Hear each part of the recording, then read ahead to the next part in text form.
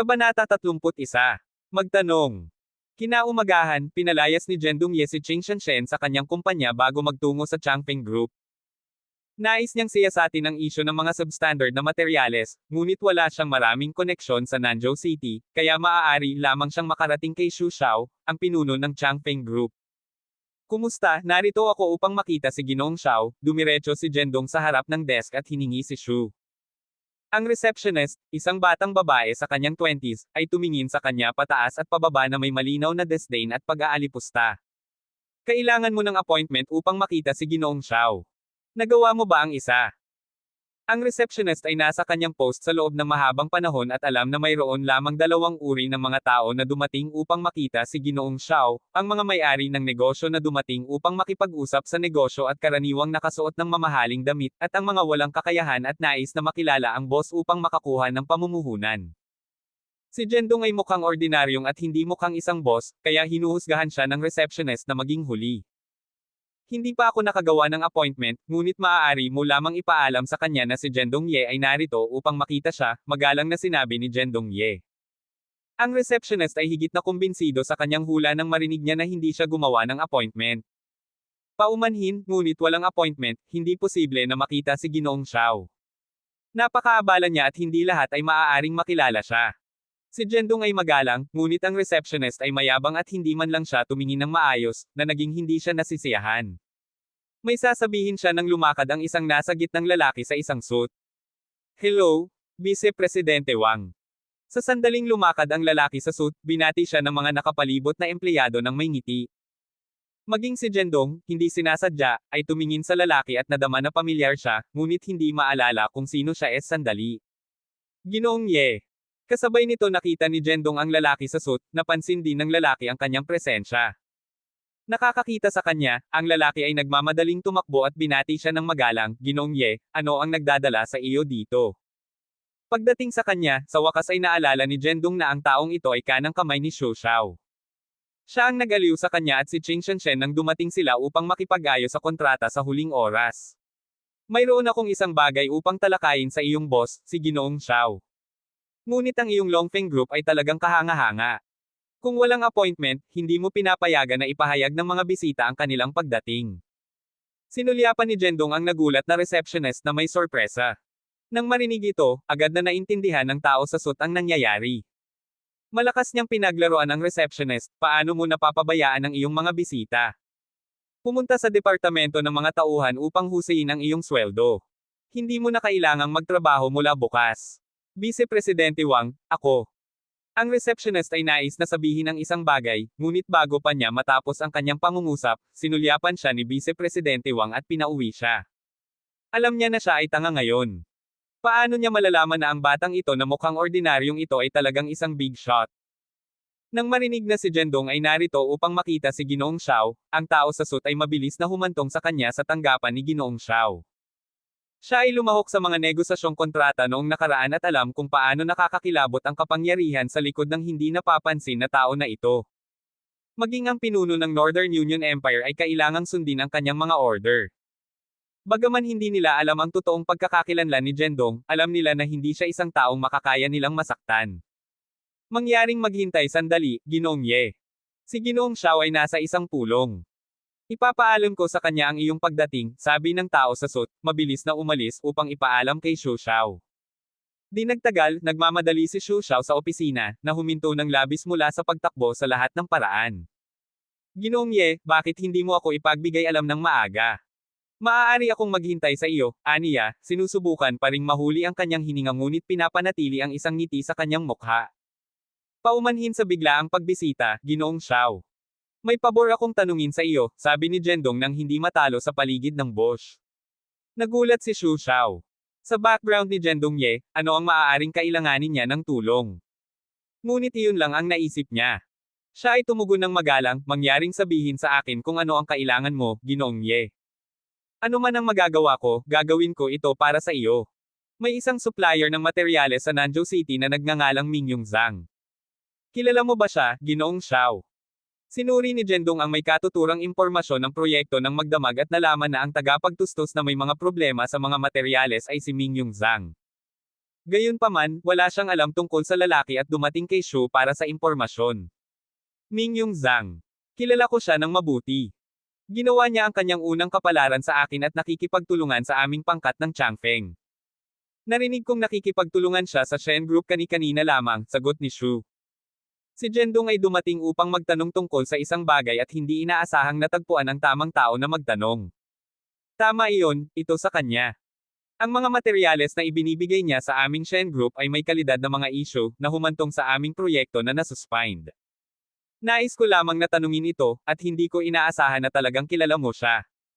Ginagawa nitong mas madali ang mga bagay, ipinaliwanag ni Jendong ang sitwasyon. Matapos makinig, si Shu ay nag-furrow ng kanyang kilay sa sorpresa. Mahina ang kalidad ng mga materyales.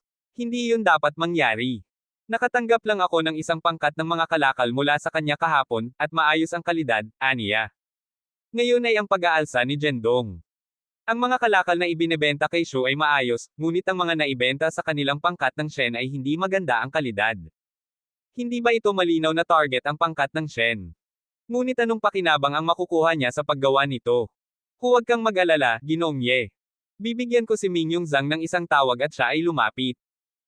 Makakarating ako sa ilalim nito para sa iyo, sabi ni Shu, kinuha ang kanyang telepono nang hindi hinihintay ang mga tagubili ni Jendong.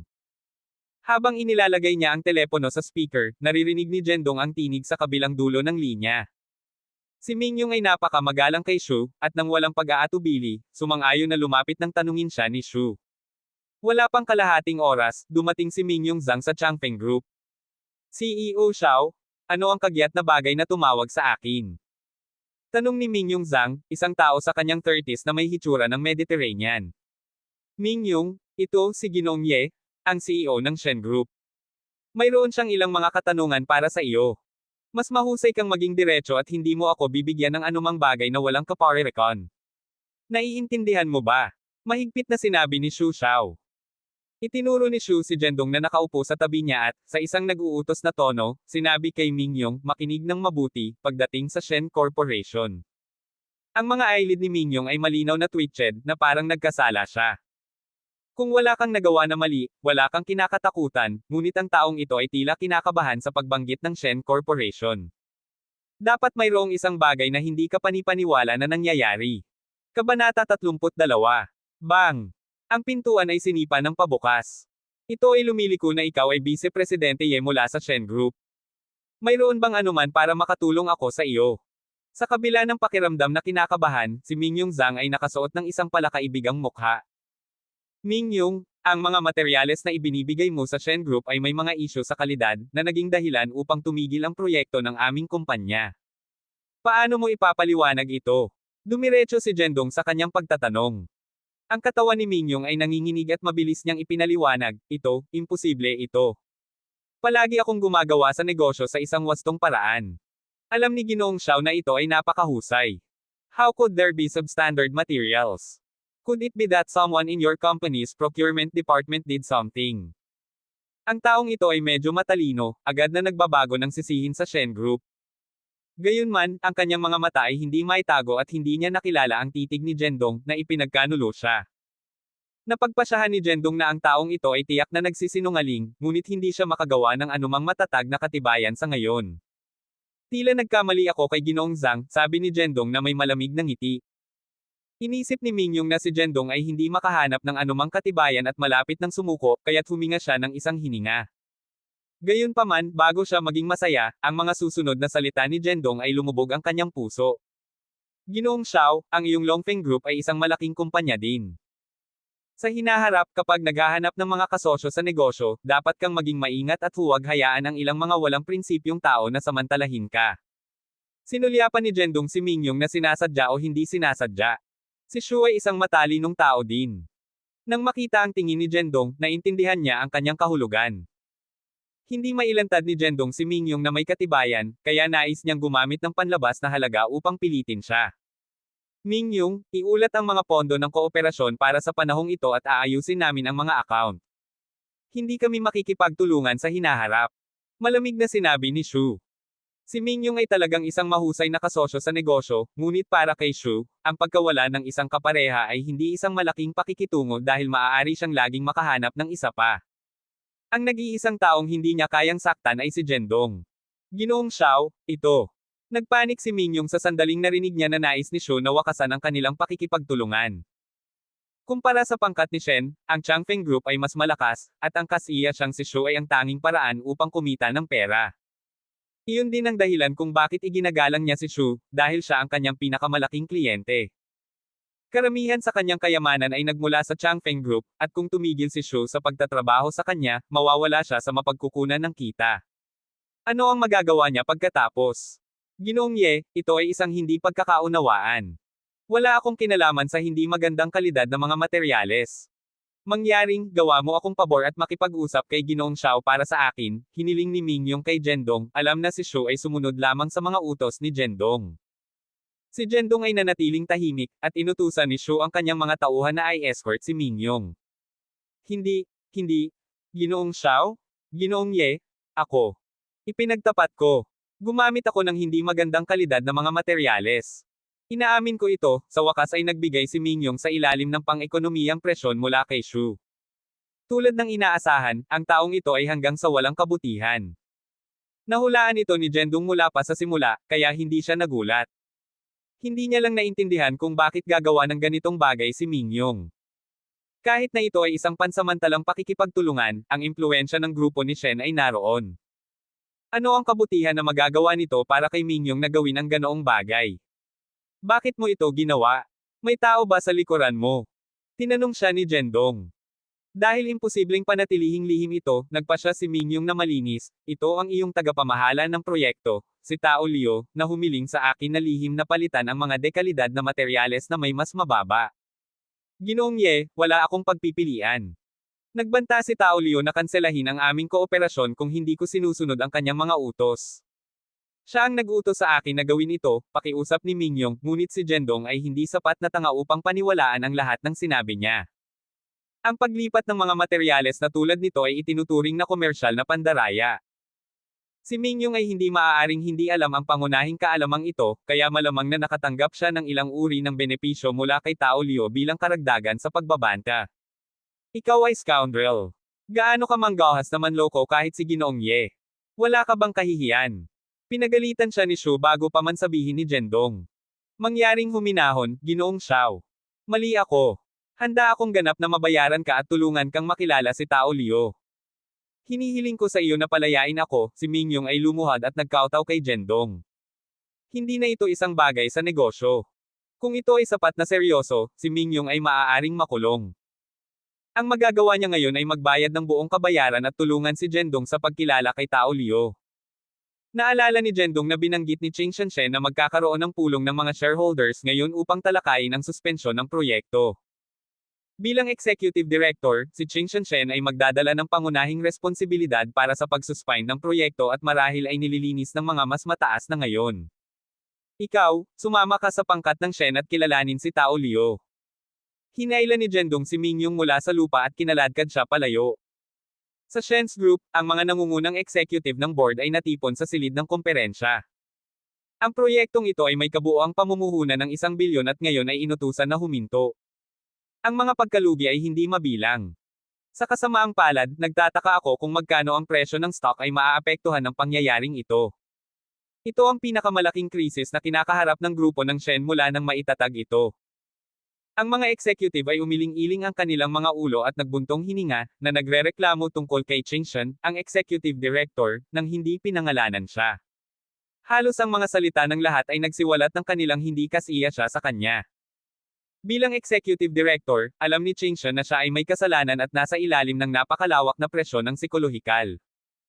Bilang executive director, mayroon akong hindi maiiwasang responsibilidad para sa pagsuspend ng proyektong ito. Handa akong magdala ng anumang parusa na ipinataw ng lupon. Dinala mo ito. Maaari mo bang hawakan ito? Alam mo ba kung magkano ang mawawala sa kumpanya dahil sa pangyayaring ito?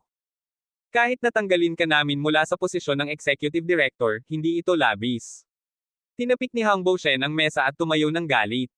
Bagaman sinisi ng lahat si Ching Shen sa hindi pagtupad ng kanyang mga responsibilidad, ang kanilang mga salita ay medyo banayad pa rin. Si Hang Bo lamang ang nang-ahas na hayagang pamuna sa kanya sa harap ng lahat. Ang mga kahihinatnan ng pangyayaring ito ay talagang seryoso. Kahit na talagang tanggalin natin ang executive director, hindi ito labis. Tama iyon. Ang presyo ng stock ay bumaba ng labis, at ang lahat dito ay nawawala ng pera araw-araw. Kung ang ganitong uri ng bagay ay mangyari muli, walang makakaya. Sa palagay ko kinakailangan na palitan ang pinuno ng isang taong mas may kakayahang. Sa pangunguna ni Hang Bo-shen, ang iba pang mga shareholders ay nag-echo din ng kanyang damdamin. Si Ching Shen ay clenched ang kanyang jade hand ng mahigpit, pakiramdam na walang magawa. Nais niya ang isang tao na tatayo para sa kanya, at kapag naisip niya ito, ang figure ni Jendong ay sumabog sa kanyang isipan. Ngunit alam niya na ito ay isang luho lamang. Kahit na narito siya, ano ang magagawa niya? Handa akong magbitiw. Kung paanong si Ching Shen ay malapit ng magbitiw bilang executive director, ang pintuan ng silid ng komperensya ay biglang sinipa. Si Jendong ay nakatayo sa pintuan, na may isang nerbiyos na si Mingyong sa likuran niya. Maghintay, may sasabihin ako. Kabanata 33. Proteksyon. Jendong, ano ang ginagawa mo dito? Nagkakaroon kami ng pulong ng shareholders. Sino ka sa palagay mo, bakit pupunta ka rito at kumilos ng walang ingat? Itinuro siya ni Hang Bo-shen at galit na sumigaw. Hindi nakita ni Hang Bo si Mingyong Zhang sa likuran ni Jendong, at hindi niya alam na nalaman na ni Jendong ang katotohanan. Ngunit si Tao Liu ay may matalim na mga mata at agad na nakita si Mingyong. Nakasisali agad ang puso niya. Bilang isang empleyado, kapag natuklasan ko na ang isang tao ay nagpukaw ng problema sa loob ng kumpanya, hindi ba dapat ako magsalita? Jendong sneered at sumulyap kay Tao Liu na hindi sinasadya. Naririnig ito, si Tao Liu ay naging mas flustered.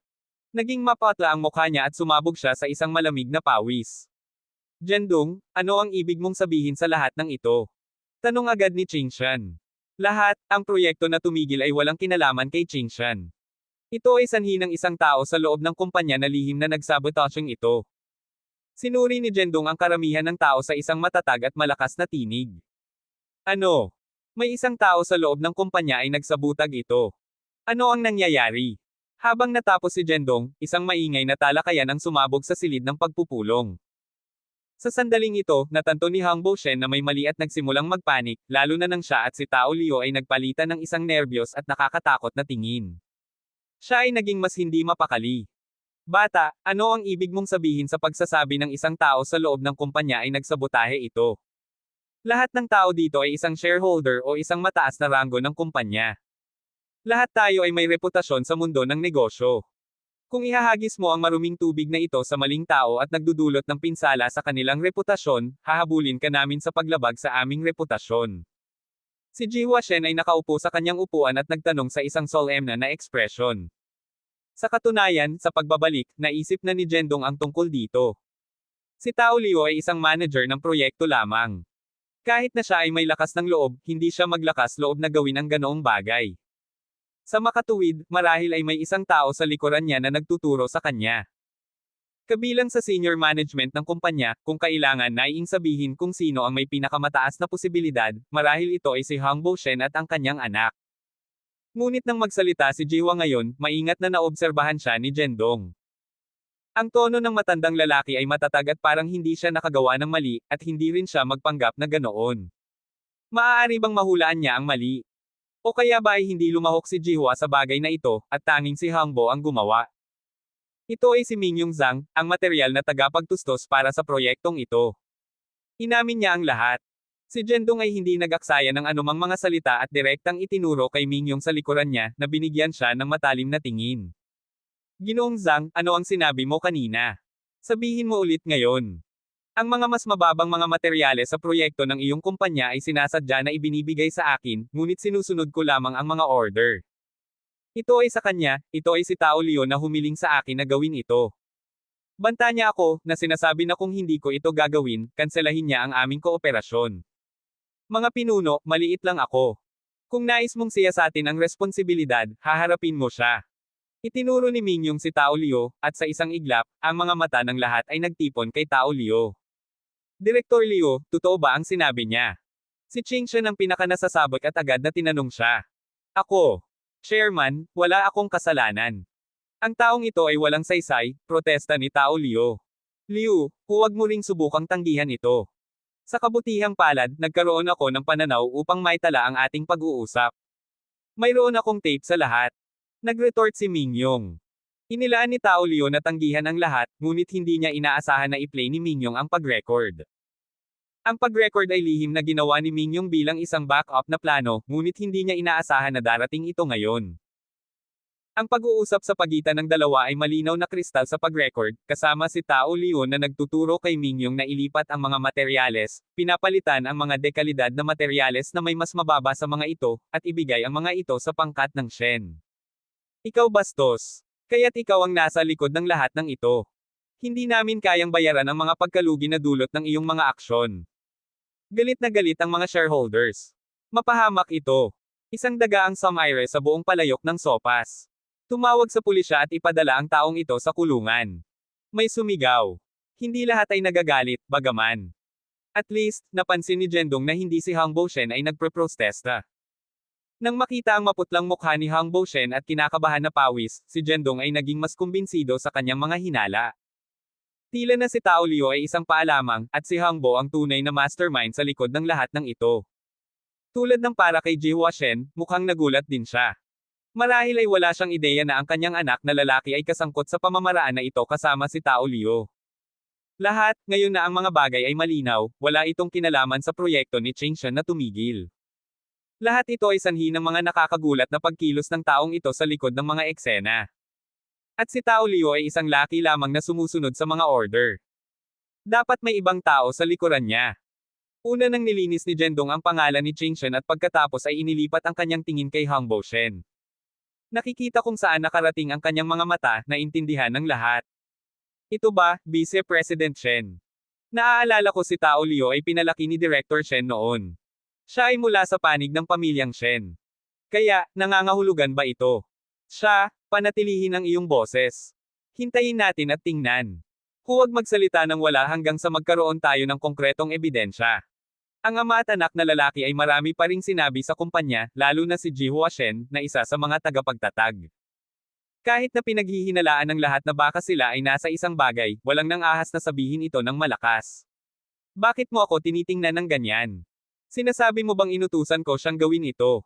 Nagpanggap si Hang Bo na nagkamali at sumigaw ng galit. Ngumiti si Jendong, wala akong pinangalanan. Bakit ka nagagalit? Nakaramdam ka ba ng pagkakasala? Ikaw? Ano? Tumigil sa pagtatalo. Alamin natin kung ito ay isang individual na kilos o may nagturo dito. Nagsalita si Ji Huashen upang pigilan si Hang Boushen na mawala ang kanyang pagkagalit. Tinitigan ni Ji Hua si Hang Bo, at agad siyang tumahimik. Pagkaraan nito, lumingon si Ji Hua kay Tao Liu at sinabing, Tao Liu, sino ang nag-utos sa iyo na gawin ito? Mas mahusay mong gawing malinaw sa akin, o sisiguraduhin kung hindi ka makakalayo dito. Ang kanyang nagbabantang tono ay gumawa kay Tao Liu na nanginginig. Ano ang isang sly old fox? Si Jendong ay hindi bobo, at nakikita niya ang mga hangarin ni Ji Huashen. Sa ibabaw, binabalaan niya si Tao Liu na sabihin ang katotohanan, ngunit sa katotohanan, pinipilit niya siya. Malinaw ang mensahe, kung maglakas loob kang magsalita, sisiguraduhin kung ikinalulungkot mo ito. Naunawaan din ni Tao Liu ang mga hangarin ni Ji Huashen at natigil, wala itong kinalaman sa sinumang iba pa. Ako ay sakam at ibinebenta ang mga dekalidad na materyales para sa personal na pakinabang. Sa ilalim ng banta ni Ji Huashen, sinisisi ni Tao Liu. Inisip ni Jendong na magagamit niya ang pagkakataong ito upang ibagsak si Ji Huashen, ngunit pinaliit niya siya. Ang matandang fox na ito ay mas may karanasan kaysa sa kanyang anak. Kabanata 34. Iwanan ng kotse upang isave ang commander. Tao Liu, nabigo mo ako ng sobra. Pinagkakatiwalaan kita at ginawa mo pa ito. Ilabas mo siya rito. Tinawagan ni Ji Huashen ang seguridad na ilayo si Tao Liu matapos niyang masisi. Ang matandang fox ay talagang isang matandang fox. Natatakot siya na si Tao Liu ay makakasama at ibunyag ang katotohanan, kaya't nagmadali siyang inalis siya roon. Cheng Shen, mali kami tungkol sa iyo dati. Ito ay ginawa ni Tao Liu at walang kinalaman sa iyo. Tila ikaw ang pinakaangkop na tao na umupo sa posisyon ng executive director, mabilis na humingi ng tawad si Ji Huashen kay Cheng Shen. Uncle Shen, ikaw ay masyadong malupit. Kahit na ang kasalanan ay namamalagi kay Tao Liu, bilang executive director, dapat pa rin akong responsibilidad para sa hindi pamamahalan ng mga tao sa ilalim ko ng mabuti, ngumiti si Cheng Shen, ngunit alam lamang niya ang kapitan sa kanyang puso. Sa totoo lang, maaari niyang hulaan kung ano ang nangyari. Hindi lang niya inaasahan na si Hangbo Shen, bilang isang miyembro ng pamilyang Shen, ay pupunta sa mga labis na labis upang makitungo sa kanya. Sa pag-iisip nito, nakaramdam siya ng isang pagkawasak. Tagapangulo, mali kami dati. Mangyaring huwag ibababa ang iyong sarili sa aming antas, ang mga shareholders na dati nang hiniling ang kanyang pagbibitiw ay mabilis na nagbago ng kanilang tono. Gamit ang katotohanan sa wakas ay isiniwalat, sa wakas ay huminga si Ching-shun ng isang buntong hininga. Matapos ang pulong, bumalik siya sa kanyang tanggapan kasama si Jendong. Salamat. Kung hindi ito para sa iyo, hindi ko malalaman kung ano ang gagawin, pinasalamatan ni Ching-shun si Jendong. Sa kanyang pagtataka, si Jendong ay hindi nasanay sa kanyang malubhang pasasalamat. Nagpapasalamat sa akin ng pasalita ay hindi sapat, di ba? Nagbiro si Jendong. Sa kasong iyon, paano mo ako naispasalamatan? Tanong ni Ching-shun. Sa sandaling ito, sadyang gumawa si Jendong ng isang masamang ngiti at tiningnan si Ching-shun. Nang makita ang kanyang masamang ngiti, naisip ni Ching-shun na iniisip niya ang isang bagay na hindi naaangkop, at ang kanyang magandang mukha ay naging pula agad. Ikaw. Bastos. Bulalas niya. Si Jendong ay hindi nagsasalita. Paano ako naging isang bastos? Palagi kang nag-iisip ng mga maruming bagay sa iyong isip. Paano ka hindi magiging isang baluktot? Si Ching-shun ay nag-retort ng isang pulang mukha. Pagkatapos lamang ay naintindihan ni Jendong. Dapat naisip ni Ching-shun na iniisip niya ang tungkol sa isang bagay na hindi naaangkop. Gusto ko lang na halikan mo ako. Ano ang iniisip mo? Bukod, ikaw na ang aking kasintahan. Kahit na gusto ko talaga ang mga bagay na iyon, hindi ito magiging labis. Nagbiro si Jendong na may ngiti. Nang marinig ang kahilingan ni Jendong, napagtanto ni Ching-shun na hindi niya naiintindihan siya at naging napahiya pa. Ang kanyang mukha ay naging pula bilang isang mansanas. Ang tanawin ng isang magandang babae na nahihiya ay partikular na kaakit-akit, at si Jendong ay ganap na nabihag sa pamamagitan nito. Hindi niya alam kung saan nakuha niya ang lakas ng loob, ngunit kinuha niya ang inisyatibo upang sumulong, inilagay ang kanyang mga braso sa baywang ni Ching-shun, at pagkatapos ay ginamit ang kanyang sariling mga labi upang takpan ang kanyang mga pulang labi. Malambot, tulad ng jelly. Si Ching-shun ay tila manhid mula sa pakiramdam na ito at hindi na tumanggi. Matapos ang higit sa 10 segundo, si Jendong ay nag-atubiling kumawala. Well, iyon ang iyong paraan ng pasasalamat sa akin, aniya, na hinawakan ang kanyang mga labi na parang nakalulugod ang tamis sa sandaling ito. Wala namang sinabi si Ching-shun, ngunit namula at tumakbo pabalik sa kanyang desk. Sa pamamagitan ng paraan, kailangan mong maging maingat sa iyong pangalawang tiyuhin sa oras na ito. Dahil mayroon na silang mga plano na palayasin ka, kung hindi ito gumana sa oras na ito, maaaring may isa pang nakaabang, paalalahanan ni Jendong si Ching-shun na may malubhang pagpapahayag, na iniisip kung ano ang ginawa ni Hangbo ng lihim. Nang marinig ito, agad na naging mababa ang kalagayan ni Ching-shun. Alam din ni Jendong kung ano ang iniisip niya. Bagaman sina Ching-shun Shen at Hangbo Shen ay palaging nasa mga logro, pamilya pa rin sila. Kahit na nagkaroon ng kompetisyon sa nakaraan, ilan lamang ito sa mga menor de edad. Ngunit sa oras na ito, si Hangbo ay malinaw na dumarating na may saloobin sa pagsipa sa kanya. Ang pag-uugali na ito ay hindi na katulad ng isang miyembro ng pamilya, ngunit mas katulad ng isang kaaway na nais na mapupuksa siya. Silly girl, bakit nag-isip ng sobra? Pa rin, kung igiit nila ang hakbang na ito, kahit na talagang maging mga kaaway, hindi ito ang iyong responsibilidad. Sa anumang kaso, hanggat ako, si Jendong Ye, ay narito, walang makakapalit sa iyo. Si Jendong ay tumingin ng diretso kay Ching-shun, at kahit na ang kanyang mga salita ay tila malinaw, maramdaman ng isang tao ang kanyang matatag na pag-uugali at katapatan. Si Ching-shun, na medyo nalulungkot, ay hindi maiwasang mapangiti nang marinig ang kanyang mga salita. Hindi niya alam kung kailan ang taong ito ay unti-unting pumasok sa kanyang puso, at ngayon ay may pakiramdam siya hanggat naruroon siya, kahit na bumagsak ang langit, may isang tao na magprotekta sa kanya. Ang pakiramdam na ito ay inaalagaan ay talagang maganda. Sa isa pang tanggapan ng Shen Group, si Hangbo at ang kanyang anak ay nasa loob. Nonsense! Kahit na nais mong sipain si Ching-shun, huwag gumamit ng ganitong mababang paraan. Kung hindi ito para sa akin ngayon, may padala ka sa korte tulad ni Tao Liu. Nagalit si Ji Huashen, hindi dahil sa nangyari kay Ching-shun, ngunit dahil nagagalit siya na si Hangbo ay hindi sapat na may kakayahan at ginamit ang gayong hanggal na pamamaraan. Kung hindi para sa kanya na naruroon ngayon, ang brat na ito ay masipa rin. Tatay, huwag kang magalit. Sa totoo lang, ang aking plano ay medyo mabuti. Lahat ng ito ay kasalanan ng apelyidong Ye. Kung hindi siya lumitaw sa wala kahit saan, si Chingshan ay masipa sa akin ng matagal na ang nakakaraan. Si Hangbo ay tumagilid sa kanyang ulo at sumagot, nanginginig. Hindi mahirap makita na natatakot pa rin siya sa kanyang ama. Ano ang isang pagload ng crap? Napagtanto mo ba na halos napunta ka sa kulungan ngayon? Pinagalitan ni Jihwa si Hangbo na may pagkabigo. Si Hangbo ay hindi naglakas loob na magtaltalan at nanatiling tahimik gamit ang kanyang ulo. Sige, sapat na ang kilos ng biktima. Sinusubaybayan kita dahil nagmamalasakit ako sa iyo. Alam kong nais mong kunin bilang executive director, at nais din ng iyong ama na para sa iyo. Ngunit kung talagang nais mong gumawa ng isang pagkilos, kailangan mong gumamit ng mas matalinong mga pamamaraan. Ang pagsira sa mga interes ng kumpanya na tulad nito ay hanggal lamang. Si Jihwa Shen ay nanunuya habang nagpapakita rin sa paborito niyang anak. Sinuportahan niya ang mga ideya ni Hangbo, ngunit naisip na siya ay walang kakayahan at gumagamit ng mga maling pamamaraan. Naiintindihan ko, tatay. Sa susunod na mayroon akong isang plano, sisiguraduhin kong ipagbigay alam sa iyo muna at makuha ang iyong payo, mahinang sabi ni Hangbo sa kanyang ulo. Hindi mo na kailangang makabuo ng anumang mga plano. Naisip ko na ang isa para sa iyo, nabigkas ni Jihwa. Sa sandaling narinig ito ni Hangbo, tumayo siya at tinanong, anong plano? Gaano katiwala sa pag-alis kay Chingshan? Ang plano na ito ay hindi para kay Chingshan, ito ay para sa taong iyon na si Jendong, sagot ni Jihwa. Ang taong may apelyido na Ye. Oo, siya. Si Chingshan ay madaling makitungo, ngunit mas mahirap si Jendong. Sa halip na subukang mapupuksa si Chingshan, mas mahusay na alagaan muna siya. Hanggat wala siya sa tabi ni Chingshan, ang iyong ama ay may maraming mga paraan upang mailabas siya sa larawan, sabi ni Jihwa. Si Hangbo, sa wakas ay nauunawaan ang plano ng kanyang ama. Pagkatapos ng lahat, si Jendong ay nagdulot sa kanya ng maraming problema, kaya kinakailangan na harapin muna siya. Kabanata 35. Ang pagtatalo sa ward ng ospital. Sa opisina, nag-chat sina Jendong at Chingshan nang biglang tumunog ang telepono ni Chingshan.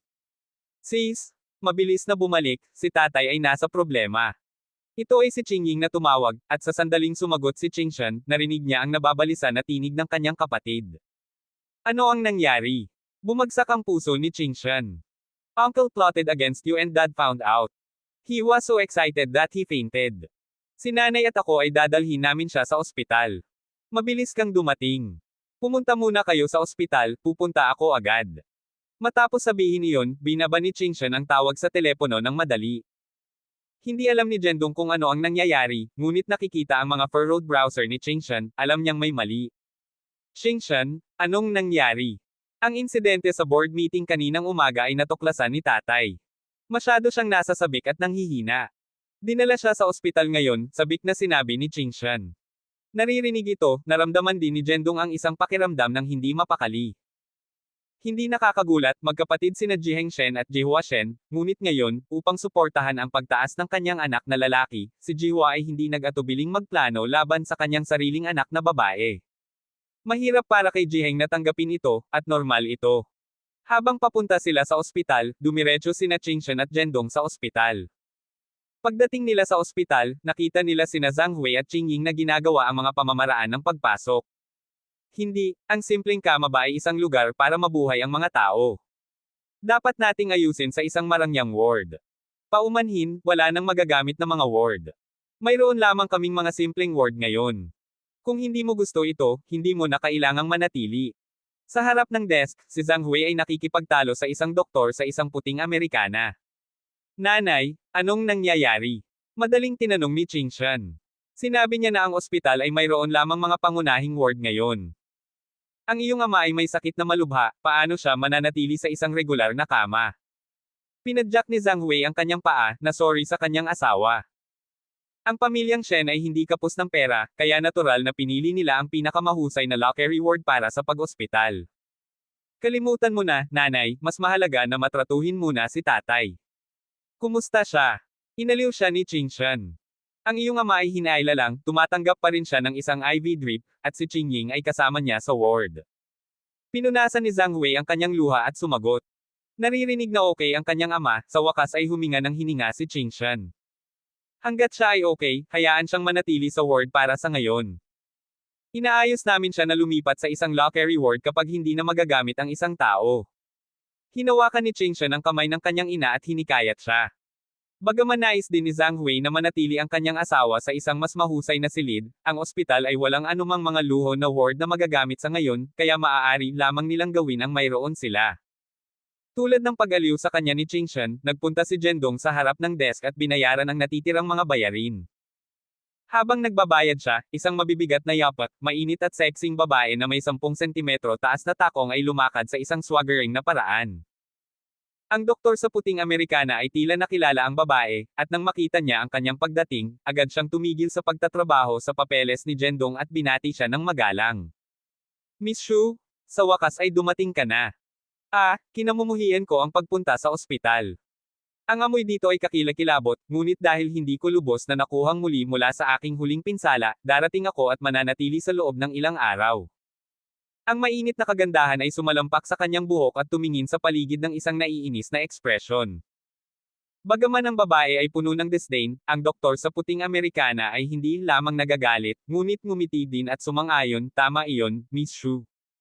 Hindi mo kayang antalahin ang iyong pinsala. Iminumungkahi kung manatili ka sa ospital ng ilang araw hanggang sa ganap kang makabawi bago lumabas. Okay. Alam ko. May naiwan bang mamahaling silid? Siyempre. May magagamit na luho na silid. Kahit na ang babae ay kumilos ng coquettishly at may ilang mga hitsura, hindi siya gusto. Ang doktor sa puting Amerikana, sa kabilang banda, ay may kasiya siyang hitsura at palaging ngumiti. Ito ay isang maliit na yugto lamang, at si Zhendong ay hindi masyadong binigyan ng pansin ito. Ngunit nang marinig niya ang tungkol sa luho na silid, ano ang nangyayari? Bago magtanong si Zhendong, sumugod si Zhang Hui. Hoy! Sinabi mo lang na mayroong isang mamahaling silid. Ano ang nangyayari? Nang tinanong kita, sinabi mo na walang isa, ngunit nang dumating ang maliit na batang babae na ito, mayroong isa. Malinaw na narinig din ni Zhang Hui kung ano ang sinabi ng doktor sa puting Amerikana ngayon at tinanong siya. Sino ang tiyahin na ito? Ang mainit na kagandahan ay itinuro kay Zhang Hui na may isang hindi kanais-nais na ekspresyon at tinanong ang doktor sa puting Amerikana. Ang tinawag na tiyahin, si Zhang Hui ay agad na nagalit. Sa kabutihang palad, hinaila siya ni Qingshan, kung hindi man ay magmadali siya upang husayin ang mga account sa babae. Ito ay isang miyembro ng pamilya ng isang pasyente na tinanggap lamang. Iginiit niya na manatili sa isang mamahaling silid. Miss Shu, mangyaring huwag magalit. Hahawakan ko ito. Ang puting-coated na lalaki ay unang ngumiti at aliwin ang mainit na kagandahan, ngunit pagkatapos ay ilagay sa isang walang tiyaga na hitsura at sinabi kay Zhang Hui, nagdulot ka ba ng sapat na problema? Ito ay isang ospital, hindi ang iyong tahanan. Kung patuloy kang gumagawa ng ingay, magkakaroon ako ng security na sip-in ka. Dapat sabihin na ang taong ito na may pinahiran na puting coated na ito ay talagang naglalagay ng pariralang, sabash. Kapag nakaharap sa babaeng iyon, lumuhad siya at ibagsak siya kung kaya niya, ngunit kapag nakaharap kay Zhang Hui, naglagay siya ng isang pagpapaalis at mapagmataas na hitsura.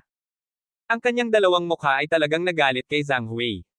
Malapit na siyang magsalita at ibunyag ang kanyang pagkakakilanlan bilang isang miyembro ng pamilyang Shen, isa sa 5 pangunahing pamilya, nang hinailan ni Qingshan ang kanyang manggas.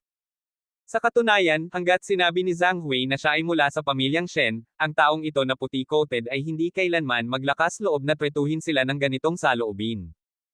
Gayunpaman, espesyal ang pagkakakilanlan ni Jisheng Shen. Kung ang balita ng kanyang malubhang sakit at pag-ospital ay hindi sinasadyang tumagas, hindi maiiwasang magpadala ng isang kanais-nais na signal sa mga kalaban ng pamilyang Shen. Sa mga malubhang kaso, maaari ring makaapekto sa buong pangkat ng Shen. Ito ang tinatawag na celebrity effect, na kung minsan ay maaaring magdala ng mahusay na mga benepisyo, ngunit kung minsan din doble ang problema. Hindi namin sinusubukan na magdulot ng problema. Hindi lamang patas na dumating muna kami ngunit wala kaming karapatang manatili sa locker reward, habang siya, sino ang dumating sa ibang pagkakataon, please. Hindi na ito madala ni Qingshan. Kaya paano kung dumating ka muna?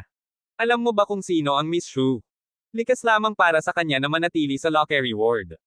Tulad ng para sa iyo, gaano kaihambing ang iyong sarili kay Miss Shu.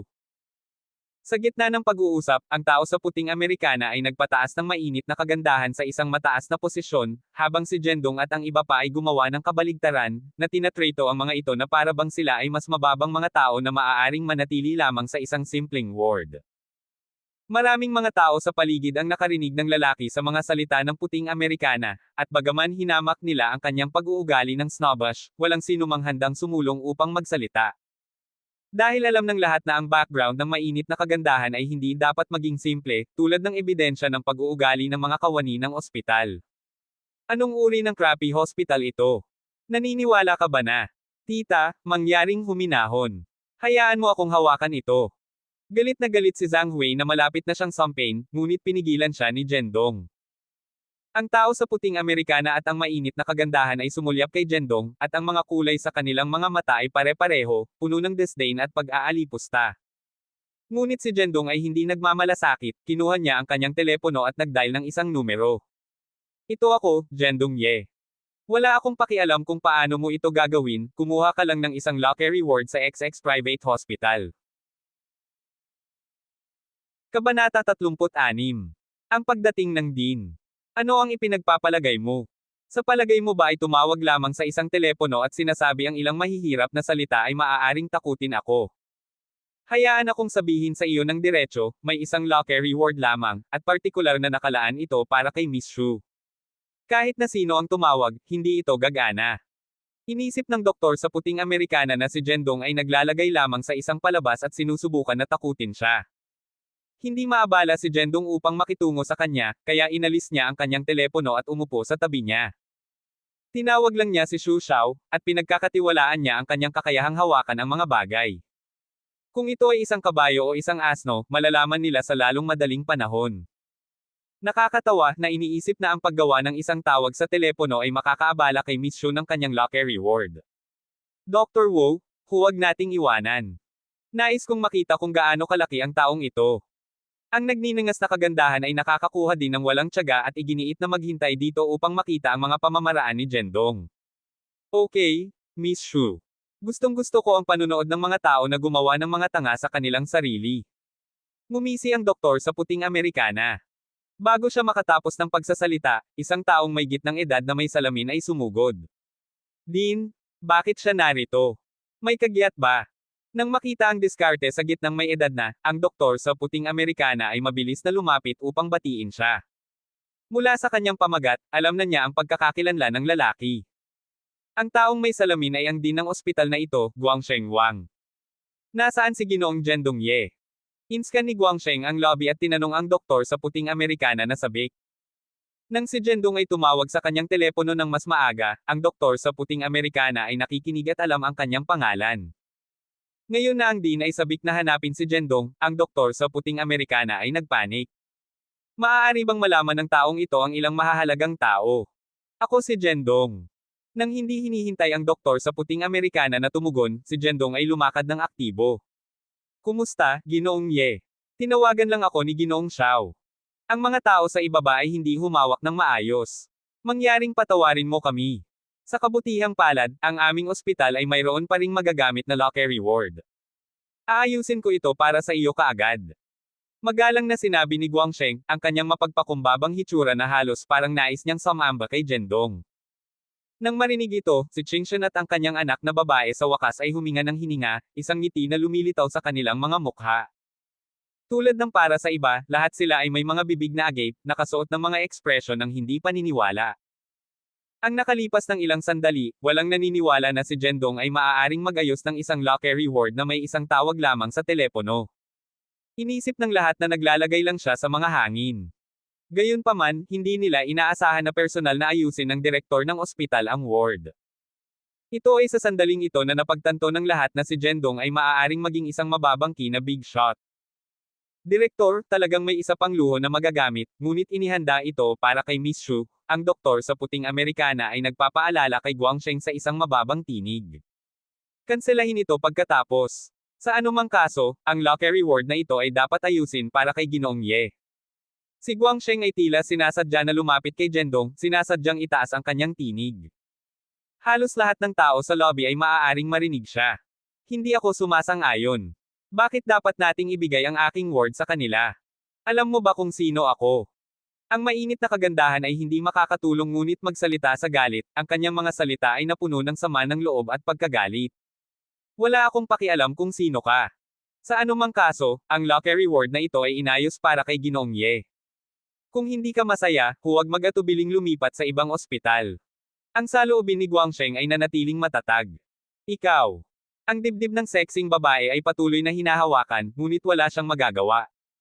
Lahat kayo ay mapang-api sa akin, hindi ito sa pagitan namin. Tiyakin kong mapunit ang crappy hospital na ito. Siya ay may pag-uugali, naiwan na may isang nagbabantang pahayag bago tumalikod. Nang makita siyang umalis sa isang huff, nalulugod si Zhang Hui. Agad na napabuti ang kanyang kalooban. Ang kanyang manugang ay may kakayahang, isang solong tawag sa telepono at naayos ang lahat. Ano ang kinatatayo mo dyan? Magmadali ka at magayos ng isang silid para kay Ginoong Ye. Lumingon si Guangsheng sa puting Amerikana at tinitigan siya. Ang puting Amerikana ay hindi naglakas loob upang maantala ang anumang karagdagang at tumango bago mag-skuri sa trabaho. At sa gayon, si Jisheng Shen ay inayos sa isang marangyang silid, na personal na inayos ng direktor ng ospital mismo. Ang direktor ng ospital ay lubos na maaasahan, hindi lamang pag-aayos ng paglipat ng mga silid ngunit kahit na magtalaga ng 2 nurse upang alagaan si Jisheng araw at gabi. Ang kanilang serbisyo ay hindi nagkakamali. Matapos ang pangyayaring ito, ang saloobin ni Zhang Hui kay Zhendong ay gumawa ng isang kumpletong 360 degree na pagliko. Hindi lamang siya pinupuri sa kanya para sa kanyang mga kakayahan, ngunit tinawag niya pa siyang manugang na lalaki, na ginawang medyo napahiya si Qingshan. Ginoong Ye, inayos ko ang lahat tungkol sa pagsusuri at pag-aalaga ng pasyente. Kung mayroon kang ibang mga kahilingan, mangyaring huwag mag-atubiling ipaalam sa akin. Matapos magsikap para sa ilang sandali, same time na sinabi ni Guangsheng Wang. Salamat, Direktor Wang. Lahat ay mabuti, pinahahalagahan ko ang iyong tulong. Si Zhendong ay hindi nakalagay sa anumang mga hangin at pinasalamatan siya ng mabait. Mabilis na hinawakan ni Guangsheng ang kanyang kamay at sinabing, walang problema, walang problema. Ito ang lahat ng mga bagay na dapat gawin ni Wang. Inaasahan kong si Ginoong Ye ay makapagsalita ng mabuti sa akin sa harap ni Ginoong Xiao mamaya. Nang maglaon, nalaman ni Zhendong na si Xu Xiao ang pinakamalaking shareholder ng ospital na ito. Hindi nakakagulat na si Guangsheng ay masunurin sa kanya. Mapahamak ito, nasaan ang taong nagbuli sa aking kasintahan? Hayaan siyang lumabas at harapin mo ako. Sir, ito ay isang ospital. Mangyaring maging tahimik. Sa kamatayan kasama iyon.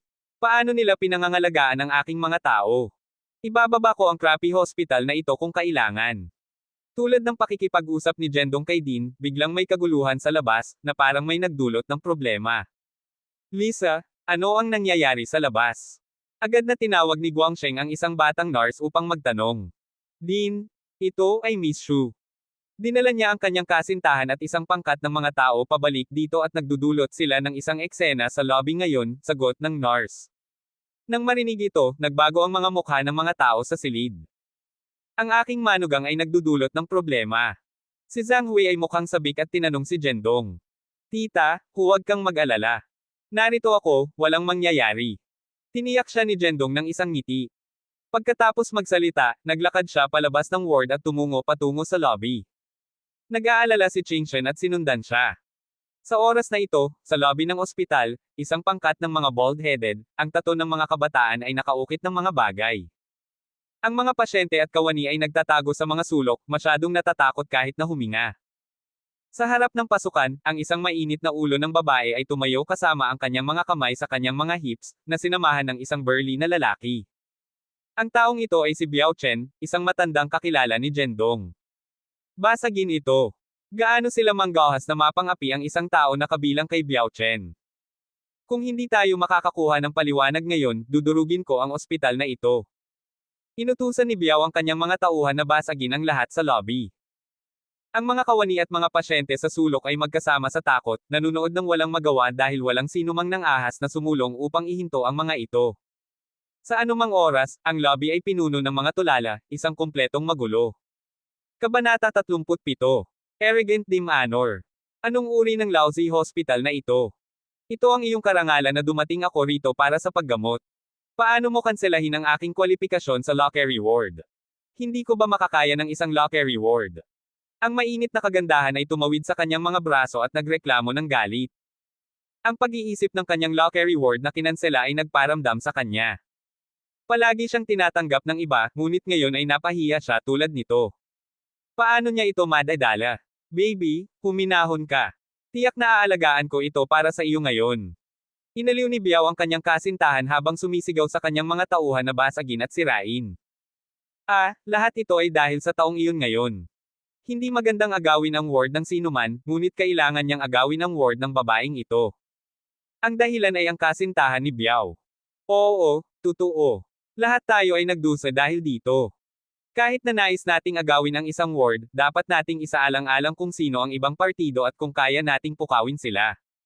Maraming mga talakayan sa gitna ng karamihan. Malinaw na si Biao at ang kanyang mga tauhan na dumating at sirain ang ospital. Ngunit sa sandaling ito, walang sino man ang nang-ahas na magsabi ng anumang masama tungkol sa kanila. Sa halip, patuloy silang nagrereklamo tungkol kay Jendong, na sinasabi na hindi siya dapat umalis upang agawin ang lockery ward ng magandang babaeng iyon. Noon lang, nagmamadali si Guangsheng sa lobby. Nang makarating siya, nakakita siya ng higit sa 100 ng mga gangster na dumating at sisirain ang lobby. Sa una, medyo nagagalit siya, ngunit nang makita niya na si Biao ang namamahala sa front desk, agad na naging seryoso si Guangsheng. Tigilan mo na, kapatid na Biao. Mangyaring hilingin sa iyong mga kapatid na huminto. Ito ay isang ospital. Mabilis siyang tumakbo pasulong at nagpaalam kay Biao sa halos humihingi ng tono. Si Guangsheng Wang ay nahihirapan sa lungsod ng Nanzhou ng mga dekada at alam na mabuti kung sino ang hindi niya maaaring masaktan.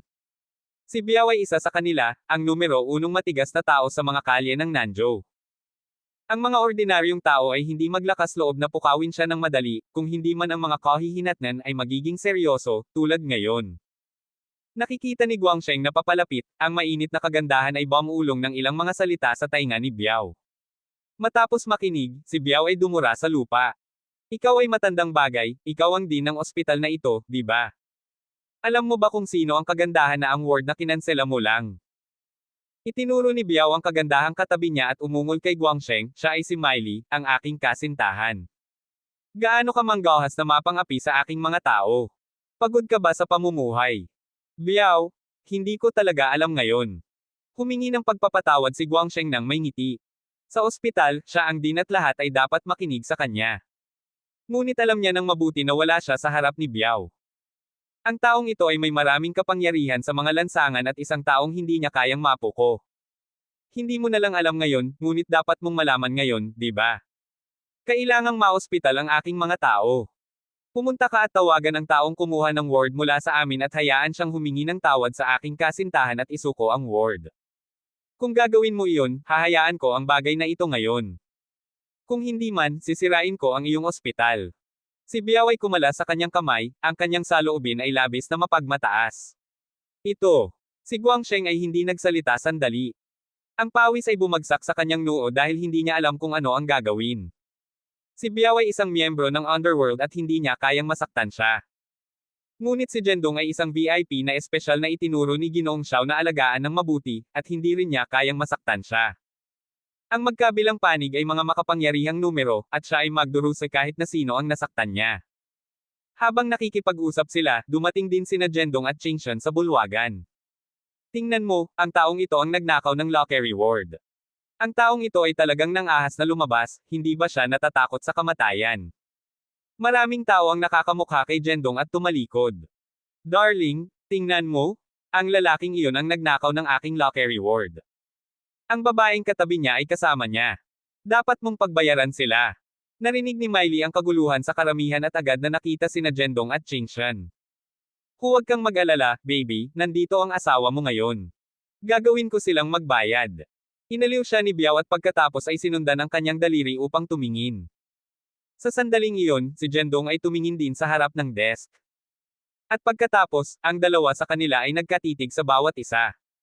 Paano siya magiging kanya? Sa isang iglap na wala ang mapagmataas na ekspresyon sa mukha ni Biao, pinalitan ng isang hitsura ng takot na parang nakakita siya ng multo. Maaaring siya ay nagkakamali sa iba, ngunit hindi siya maaaring magkamali kay Jendong. Si Jendong ay nag-iwan ng malalim na impresyon sa kanya, at sa tuwing naisip niya siya, nakaramdam ng sakit si Biao. Sa sandaling nakita ni Biao si Jendong, nakilala rin siya ni Jendong. Nang makita ang sitwasyon sa paligid niya at ang mainit na kagandahan na nakatayo sa tabi ni Biao, naintindihan niya kung ano ang nangyayari. Sa hindi inaasahan, ang backer ng babaeng ito ay si Biao. Hoy, ligaw na tao, naaalala mo ba ang ginang na ito? Paano mo nakawin ang ward ng ginang na ito? Sino ka sa palagay mo? Humakbang si Miley, pinched ang kanyang baywang, itinuro si Jendong at sinumpa, tulad ng isang shrew. Narito muna kami. Kahit na may mga labis na ward, dapat itong pag-aari sa amin. Bakit mo nasabing ninakaw ko ang iyo? Kalmado si Jendong na nag-retort. Sinabi niya na higit sa lahat para sa benepisyo ni Biao. Alam na si Miley ay tao ni Biao, at tinulungan din siya ni Biao, natural na binigyan siya ng mukha.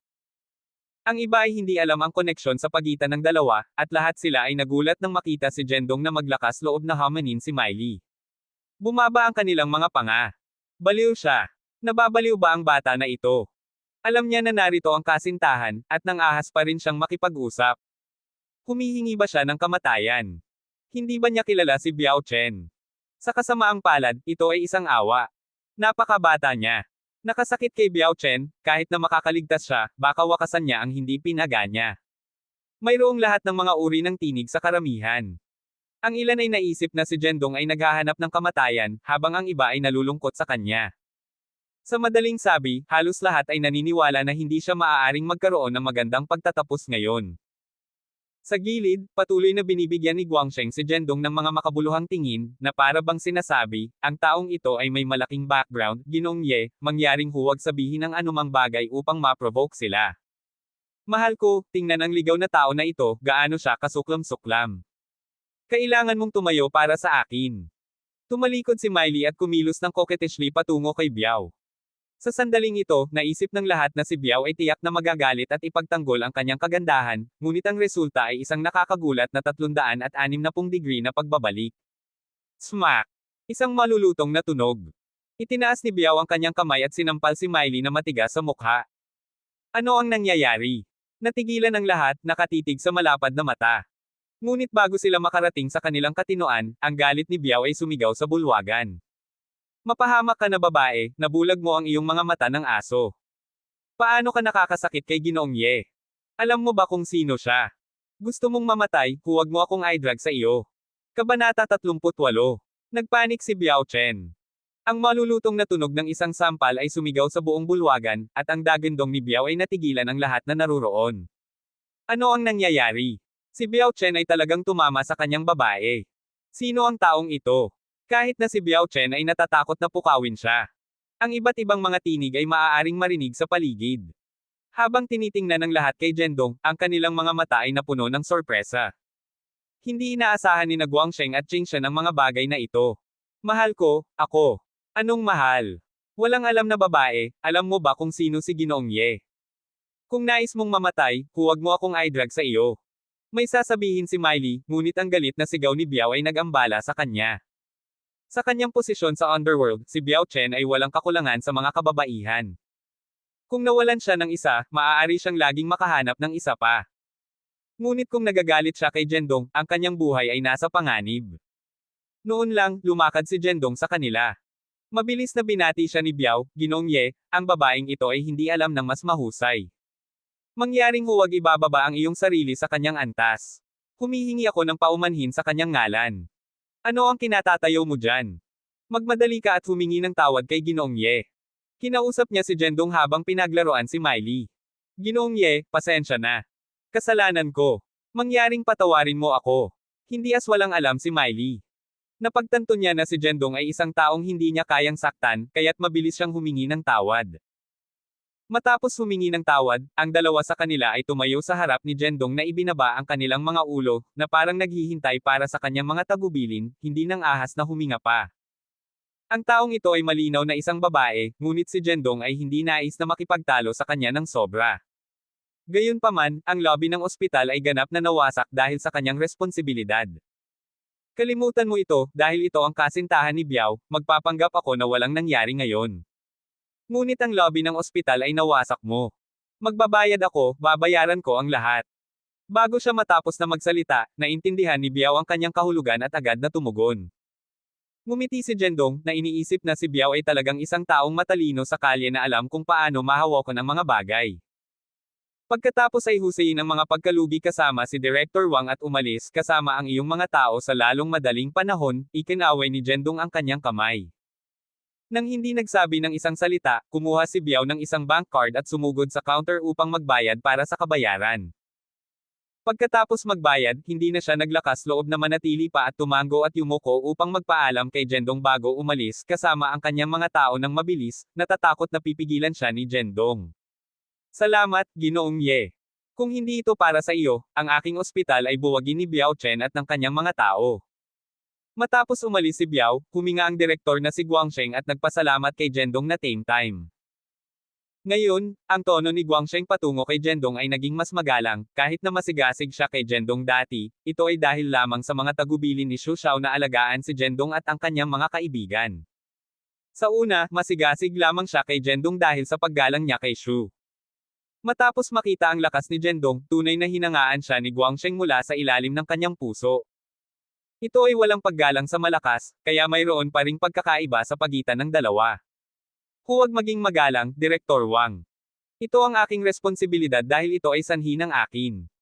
Tama lamang para sa akin na tulungan ka, ikinaway ni Jendong ang kanyang kamay at ngumiti, hindi masyadong binibigyang pansin. Sa sandaling ito, inabot ni Qingshan ang kanyang jade hand at hinawakan ang tainga ni Jendong. Ah, masakit, mahal kong asawa, anong ginagawa mo? Sumama ka sa akin. Kinaladkad ni Qingshan si Jendong sa tainga at hindi nagpakawala hanggang sa nasa labas sila ng bulwagan.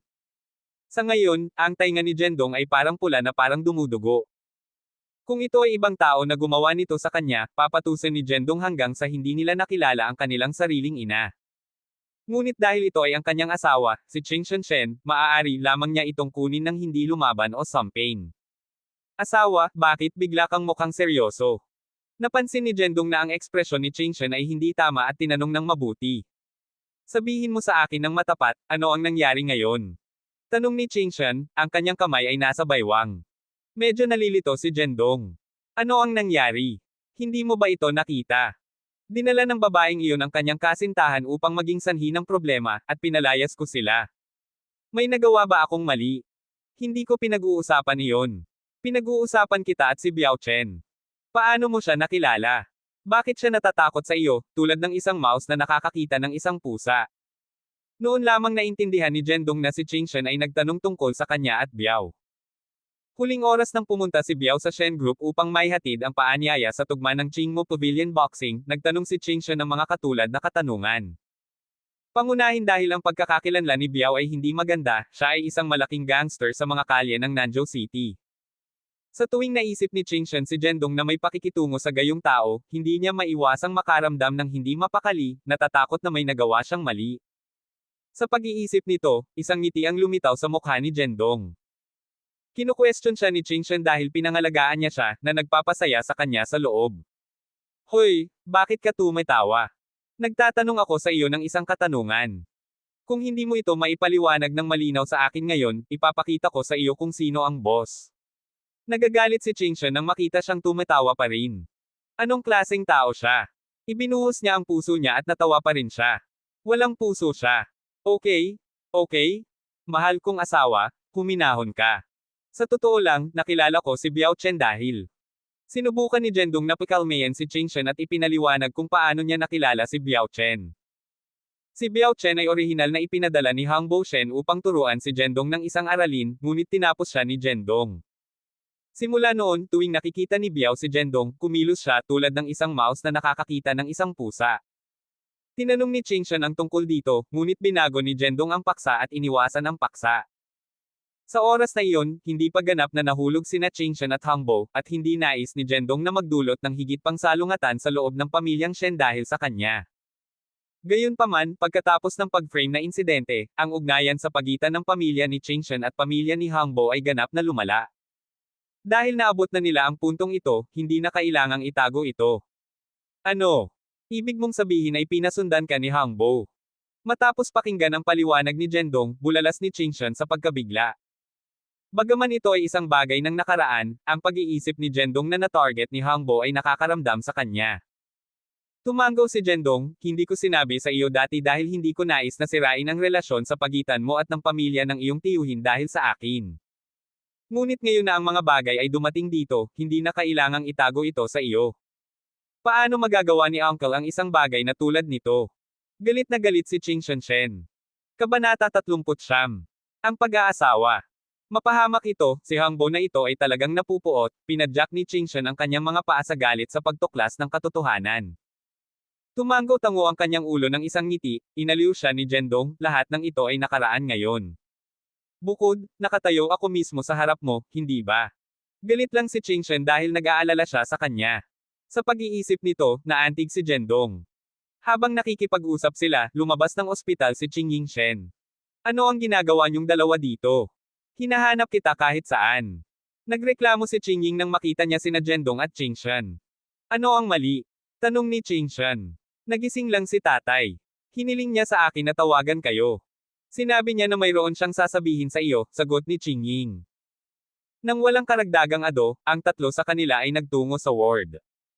Si Zhang Hui ay nakaupo sa harap ng kama, nakikipag-chat kay Jisheng. Ching Ying, ikaw at ang iyong ina ay lumabas muna.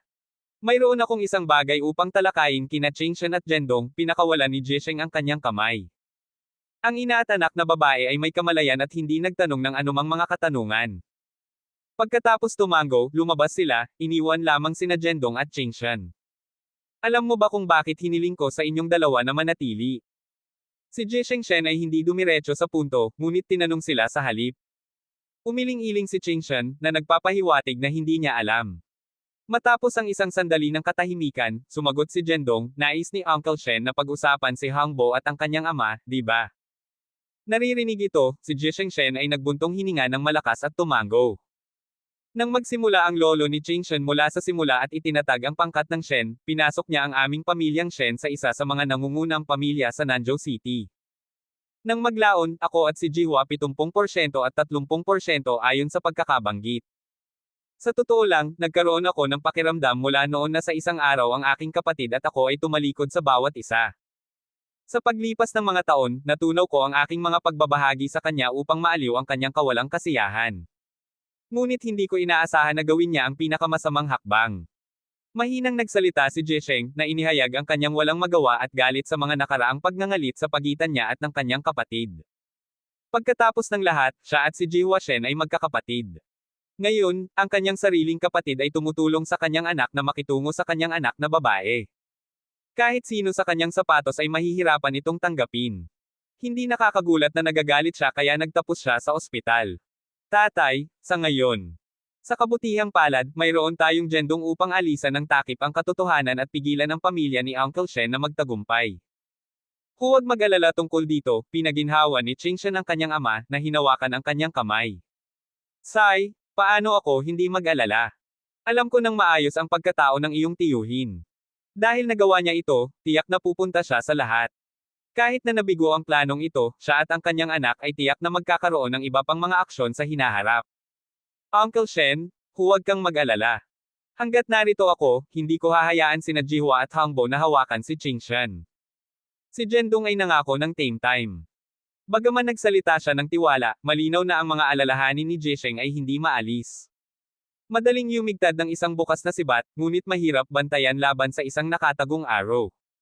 Paano mo masiguro na maaari mong masira ang bawat trick? Ang tanong ni Jisheng ay iniwan kay Jendong na walang pagsasalita. Sa katunayan, kahit na si Jendong ay hindi masiguro na maaari niyang sirain ang lahat ng kanilang mga trick. Pagkatapos ng lahat, kung may mali, si Chingshan ay nasa panganib, at hindi niya kayang bayaran ang mga kahihinatnan. Sa puntong ito, kahit na si Chingshan ay tumahimik. Dahil sa kasalukuyang sitwasyon, hindi niya maiisip ang anumang mabisang solusyon. Sa katunayan, mayroon akong isang solusyon, ngunit hinihiling nito sa inyong dalawa na sumang-ayon. Biglang sinabi ni Jisheng. Ano ang solusyon? Sabik na tanong ni Chingshan. Kayo ay ikakasal. Ang mga susunod na salita ni Jisheng ay agad na natigilan sina Jendong at Chingshan. Mag-aasawa. Anong uri ng solusyon ito? Ang lupon ng mga direktor ng Shen Group ay may regulasyon na kapag ang dalawang shareholders ay humahawak ng higit sa 50% ng mga namamahagi sa kabuuan at may isang pinag-isang opinyon, maaari silang magkaroon ng ganap na kontrol sa kumpanya. Si Chingshan ay may hawak na 30% ng mga namamahagi, at mayroon pa rin akong 25%, paliwanag ni Jisheng. Hanggat pinupuksa ko ang aking natitirang 25% ng mga namamahagi sa iyo, Jendong, ang iyong kabuoang pagbabahagi kay Chingshan ay lalampas sa 50%. Pagkatapos ay magkakaroon ka ng kontrol sa kumpanya, at walang maaaring sumipa sa iyo. Maaari ka ring mag-kick out ng anumang iba pang shareholder kung nais mo. Naguguluhan pa rin si Jendong.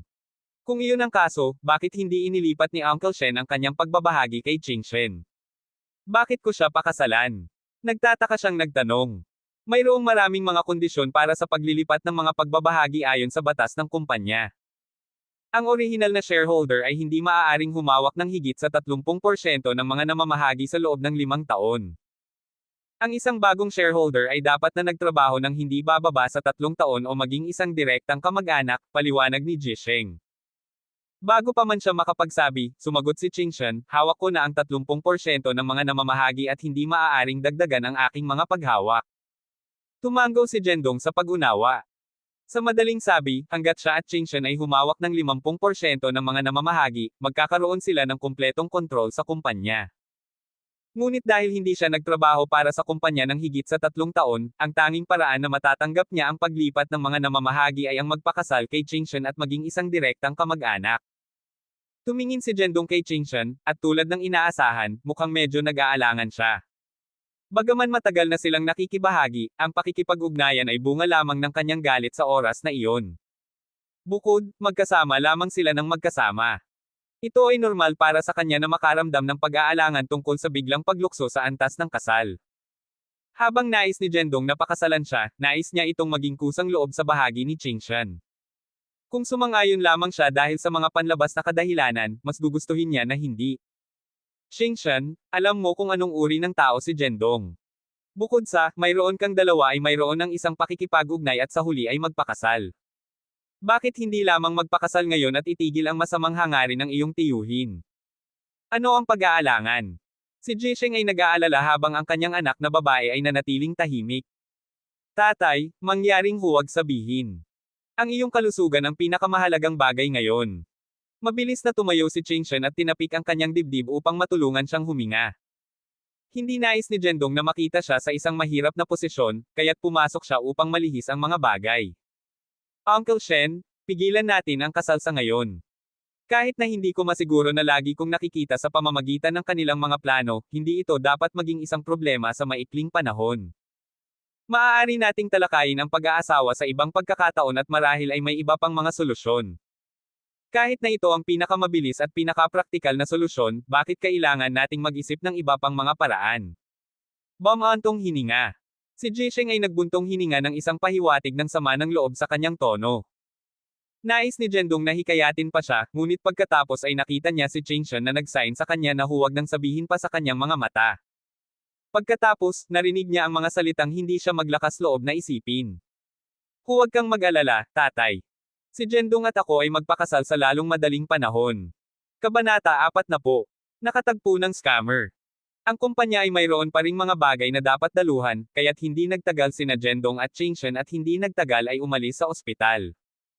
Sa pagbabalik, si Jendong ay nagmaneho habang si Chingshen ay nakaupo sa upuan ng pasahero, ngunit patuloy siyang nakatingin sa bintana na may isang komplikadong ekspresyon. Kung hindi mo nais na magpakasal ng ganito, maaari kong kausapin si Uncle Shen tungkol dito, aliw ni Jendong na mahinahon. Naririnig ito, tila medyo nahihiya si Chingshen. Sa katunayan, mayroon siyang damdamin para kay Jendong. Sa kabaligtaran, sa pamamagitan ng kanilang oras na magkasama, natagpuan niya na ang kanyang pag-asa sa kanya ay lumakas. Gayunpaman, ang pagkakaroon ng damdamin at pag-aasawa ay dalawang magkakaibang bagay. Medyo natakot siya sa pag-iisip na biglang magpakasal. Ang Shen Group ay ang panghabang buhay na gawain ng aking ama.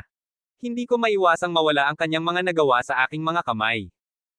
Kung mapipigilan ko ang aking tiyuhin at ang kanilang maliit na trick, handa akong tanggapin ang lahat ng ito, huminga si Chingshen at umiling-iling. Matapos magsalita, lumingon siya muli kay Jendong, at isang malumanay na ngiti ang lumitaw sa kanyang mukha. Maswerte na ikaw ang pakakasalan ko. Iyon lang ang bagay na nagkakahalaga ng pagdiriwang. Kung sinabi niya ito upang aliwin siya o mula sa ilalim ng kanyang puso, masaya si Jendong na marinig ito. Anyway, kailangan nating maghintay hanggang sa may palabas ang iyong ama mula sa ospital bago tayo magpakasal. May ilang araw pa rin. Siguro may iba pang mga paraan bago mapalabas ang iyong ama. Ngumisi si Jendong at itinaas ang kanyang kilay sa kanya. Alam ni Chingshen na si Jendong ay sinusubukan lamang na aliwin siya. Nais niya na may isa pang paraan. Ngayon lang sa ospital, ipinangako niya sa kanyang ama na hahawakan nila ang piging ng kasal pagkatapos na siya ay mapalabas. Sa ilang araw lamang ang natitira, walang ibang posibilidad. Siyempre, kahit na alam niya ito, hindi ito inihayag ni Qingshan. Sa halip, tumango siya sa pagsang-ayon sa mga nangyayari. Ayaw niyang magpakasal ng maaga, ngunit kung kailangan niya, hindi mahalaga. At least ang taong pakakasalan niya ay si Jendong, na kung saan ay dapat magpasalamat. Habang nagchat sila, dumating ang sasakyan sa isang intersection. Sa sandaling iyon, ang isang sobrang cool na dilaw na sports car ay nahuli sa kanila at lumapit sa tabi ng kanilang kotse. Para sa mga kadahilan ng pangkaligtasan, inakalaya ni Jendong ang pag-apak sa accelerator at hayaang maabutin sila ng dilaw na sports car. Pagkatapos lamang, ang isang figure ay biglang lumayo papunta sa kalsada mula sa gilid at bumulusok patungo sa dilaw na sports car na may isang napakabihasang postura. Sizzle! Ang dilaw na sports car ay sumabog sa preno at natapos na bumangga sa tao. Mayroon bang aksidente sa kotse sa unahan? Si Qingshan, na nasa upuan ng pasahero, ay nagulat sa sorpresa nang makita niya ito. Umiling-iling si Jendong at ngumiti. Hindi ito aksidente sa kotse, ito ay isang scam. Ang kotse sa harap ay hindi kahit na tinamaan ng taong iyon, lumipad siya sa kanyang sarili. Ano? Ngunit malinaw kung nakita na ang kotse ay tumama sa kanya at pinadala siya na lumipad. Pinalawak ni Qingshan ang kanyang mga mata, na puno ng sorpresa ang kanyang mga mata. Sa katunayan, batay sa visual na epekto sa ngayon, mukhang ang tao ay tinamaan ng kotse at nagpadala ng paglipad. Gayunpaman, ang kotse ay sumabog lamang sa preno, at dahil ang distansya ay napakalapit sa tao, lumitaw na parang ang tao ay nahit at nagpadala ng paglipad. Kahit na ang dashcam ay maaaring hindi masabi ang katotohanan. Dapat sabihin na ang pamamaraan ng taong ito na nagsisikap na mag-scam ay talagang kahanga-hanga. Ang pamamaraang ito ay hindi isang bagay na nakikita ng mga ordinaryong tao. Ang mga martial artist lamang tulad ni Jendong ay maaaring malaman ito, dahil ang kanyang visual na kakayahan ay 12-dosenang mga beses na mas malakas kaysa sa mga ordinaryong tao at maaaring makuha ang labis na banayad na mga bagay. Sir, okay ka lang ba? Ouch, masakit. Natatakot ako na nasira ang baywang ko. Magbayad. Isang magandang batang babae na nakasuot ng napakakabataan at magandang paraan ay lumabas sa dilaw na sports car at nagpunta upang suriin ang kondisyon ng taong nahit. Ang tao ay tila malubhang nasugatan. Gayunpaman, hiniling ng tao ang agarang kabayaran ng hindi binabanggit kung saan siya nasugatan. Huwag kang mag-alala, babayaran ko ang lahat, ngunit pag-usapan natin ito mamaya. Bakit hindi kita dadalhin muna sa ospital? Anong ospital? Hindi ako pupunta sa ospital. Gusto ko ng pera ngayon. Kung hindi mo ako bibigyan ng pera, hindi ka makakaalis. Ang babae at ang taong nagsisikap na mag-scam ay nakikipag-usap sa harap nila. Ang babae ay medyo may pananagutan, hindi lamang kaagad na sumasang-ayon upang mabayaran, ngunit responsable na nais na dalhin ang scammer sa ospital para sa pagsusuri. Gayunpaman, dahil ang ibang partido ay nagsisikap na mag-scam, tiyak na hindi siya pupunta sa ospital kasama niya, at patuloy na pinipilit na makakuha ng pera. Bumaba ka at tulungan siya. Kung maghintay ka pa, ang batang babae na ito ay maloko. Sa sandaling ito, itinulak ni Qingshan si Jendong na nasa sabik, na humiling sa kanya na bumaba at tulungan ang babaeng driver. Ano pa ang hinihintay mo? Kung maghintay ka pa, kukunin ng scammer ang pera at tatakbo. Tulungan siya ngayon. Hindi alam ni Jendong kung bakit siya nabalisa. Maaari ba ito dahil siya rin ay isang mayaman na tao at hindi maaaring tiisin ang ibang mga mayayaman na inaalipuste? Si Jendong ay orihinal na hindi nais na makisali sa bagay na ito, ngunit dahil nagsalita ang kanyang asawa, wala na siyang sinabi. Isaalang-alang lamang ito sa paggawa ng isang mabuting gawa. Binuksan niya ang pintuan ng kotse at dumiretso sa kanilang dalawa. Sa sandaling ito, ang babaeng driver, na wala sa pagkakasala, ay binuksan na ang kanyang bag na may pangalan Zero at kumuha ng isang stack ng mga bagong tatak na banknotes upang mabayaran ang lalaki. Ang mga mata ng scammer ay naiilawan ng tuwa at malapit na siyang maabot at kunin ang pera nang biglang may ibang kamay na naabot at hinarang siya. Miss, panatilihin ang iyong pera, huwag kang magpaloko. Lumakad si Jendong at itinulak ang pera na ibinalik sa kanya ng babaeng driver. Ang scammer ay orihinal na lihim na masaya, at nang makita na malapit na siyang makakuha ng pera, hindi niya inaasahan na may biglang lumitaw. Naturally, galit na galit siya sa kanya. Ang scammer ay itinuro si Jendong. Kung hindi niya kailangang magpanggap na nasugatan, marahil ay tumayo na siya at saktan ang isang tao ngayon. Tinamaan ko ang ginoong ito, at dapat kong dalhin ang mga gastos sa medikal para sa kanya. Hindi alam ng babaeng driver na siya ay na-scam at ipinagtatanggol pa rin siya.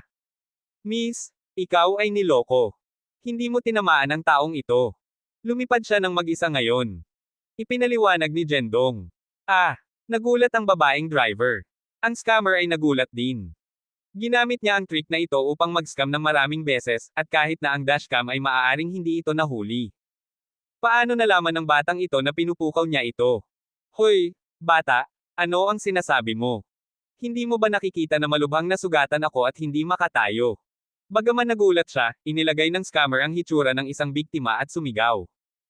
Ang babaeng driver ay nalinlang din sa kanyang pag-arte at sumagot, malinaw kong nakita ang harap ng kotse na tumama sa ginoong ito. Nang marinig ito, si Jendong ay halos naglabas ng isang bibig ng lumang dugo. Gaano kataka ang babaeng ito? Dumating siya partikular upang matulungan siyang makita sa pamamagitan ng scam, at talagang ipinagtanggol niya ang scammer. Hindi niya alam kung sasabihin niya na siya ay walang muwang o walang ingat. Ngunit higit sa lahat dahil mayroon siyang pera at hindi natatakot sa kabayaran.